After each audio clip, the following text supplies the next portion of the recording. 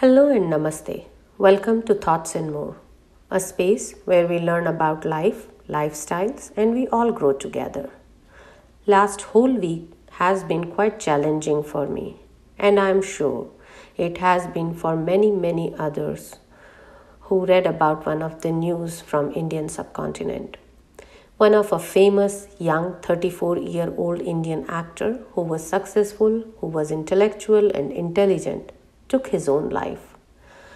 While my heart goes out to his family, friends, and fans, my mind ponders around why and what pushes an individual to take such a drastic step. We, as a society, cannot just make depression as an excuse and hold just the individual responsible for it. Can we? I'm not talking specifically with respect to this actor, but in general. I understand that depression is a medical condition and needs medical intervention just like any other issues with our body. It needs to be discussed and accepted by the individual and society. But we as human beings cannot just call it as a mental issue that needs medical intervention and feel like there is nothing else we can do. There is much more that we as a society can do. We still can act as a support system, a huge backup. I felt like doing my part by creating a video on this subject. And I was discussing with a dear friend if this is a topic worth discussing. And don't get me wrong when I say if it's a topic worth discussing. I meant if it was a sensitive subject or something that even should be posted out, or maybe are there people out there who want to listen to this aspect, not as a preaching, but just as guidelines or something on a positive note that they would like to hear about. My friend is associated with a high school, and she mentioned there are so many kids out there who go through many social and emotional issues during these teen formative years. And it's definitely worth a topic to be covered and called down upon. Another friend who is associated with an NGO mentioned about the challenges individuals face and that needs to be addressed. Hence, here I am with today's topic with hopes that it helps someone out there in some way possible, in a positive way. We all in our life at various stages go through depression. I have seen so many posts out in social media in this last 1 week where people have called out that they are here to listen, their home is open, their kitchen has a cup of coffee ready, and to reach out to them. I totally understand the best intentions with which they are copying and posting these messages. However, we need to understand not everyone will open up. It needs lots of love, listening capability, and trust for an individual going through tough times to open up. We need to do a little bit more than copying and posting these messages. I have a humble request to each one of you. If you are listening and watching to this audio video, then please share, number one, the love. Every week, just try to reach out to 5 individuals, be it your friends, family, co-workers. Even if it is for just 5 minutes, let them know you had them in your thoughts and just wanted to check their well-beings. Imagine calling 5 individuals for 5 minutes. In these 7 days, just takes 25 minutes out of 10,080 minutes of your whole week. Are we all truly so busy that we cannot spare just 25 minutes out of the whole 10,080 minutes of our 1 week? Are these 25 minutes more worth than someone's life? So let's extend our love and care for people around us. This week, just pick up 5 people and reach out to them. Just a quick hi or a hello and a touch base. I'm sure not only it will bring positivity and love and caring for them, as well as it will fill your hearts with the same emotions. Number 2, listen. Now that you have decided to extend the love and care, make sure you actually listen in those 5 minutes. It takes a lot of effort for an individual to open up, to share their fears, to share their struggles. Sometimes all they need is ears that are listening. No suggestions, no feedbacks, no follow-ups, no judgments. Just outpour of emotions. All they need is the emotions to flow out without any interruptions, without the fear of getting judged or being mocked about. Number 3, trust. The third and most important way to support is do not break the trust. Please, if an individual has opened up to you, he or she has shown trust in you. If you cannot help them in any way, emotional, social, financial, etc., that's totally fine. Just ensure that you don't make it as a gossip point or entertaining story for your next party or get together. Please don't break that trust someone interested in you by sharing their struggles and fears.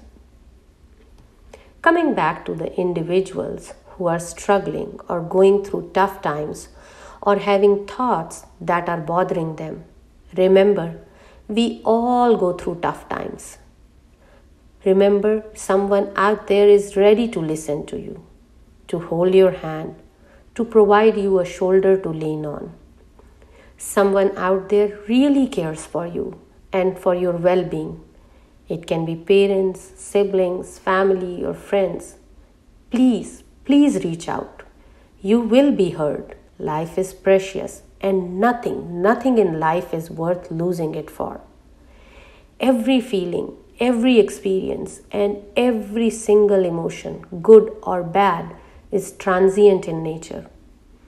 Just like every breath and every sensation in this body is anicca, meaning everything in life is impermanent. Remember, this is one of the basic and most beautiful truth of life. Good or bad, this shall pass too. Hold on to this instant. It seems tough, trying, and turbulent. But please do remember, nothing within us, outside us, and around us is permanent. So this shall pass too. Every single molecule and atom is transient in nature. Hold on and don't succumb to that moment. Tread just a little longer. And if you can't tread, then just extend your hand. Reach out. Someone will grab. But please, just don't give up. Someone out there is kind and non-judgmental and ready to hold you. Let me tell you a small story. A little boy came home sad one day from school. There was sadness in his eyes. His grandpa asked the reason for the sadness, and the little boy asked his grandpa, "Grandpa, am I valuable?" The grandpa looked him in the eyes and said, Yes, you are valuable. But I know you won't believe me." Saying that, he gave him one stone and said, "I'll tell you how valuable you are, but find out the value of this stone first. But remember, don't sell it." The boy took the stone from the grandpa and took it to an orange seller and asked him what its cost would be. The orange seller saw the shiny stone, looked all around, and then said, "You can take 12 oranges and give me the stone." The boy apologized and said that the grandpa has asked him not to sell it. He went ahead in the street and found a vegetable seller. "What do you think is the value of this stone?" he asked the vegetable seller. The seller saw the shiny stone and said, "Well, take 1 sack of potatoes and give me that stone." The boy again apologized and said he can't sell it. Further ahead, he saw a jewelry shop and went to the jeweler and asked the value of the stone. The jeweler saw the stone under a lens and said, "I'll give you $1 million for this stone." The boy was stunned, but then he again apologized and said he can't sell it. The jeweler said, all right, take 2 24-carat gold necklaces, but give me the stone."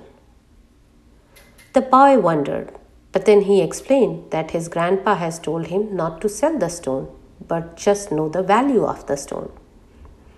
Further ahead, the boy saw a precious stones shop, and he asked the seller the value of the stone. The precious stones seller saw the big ruby. He laid it down gently on a red cloth and delicately put the ruby on it. He walked around in circles, looking at the ruby from every angle, touching it delicately, bending down his head, and then said, "From where did you bring this priceless ruby? Even if I sell the whole world and my life, I won't be able to purchase this priceless stone, son."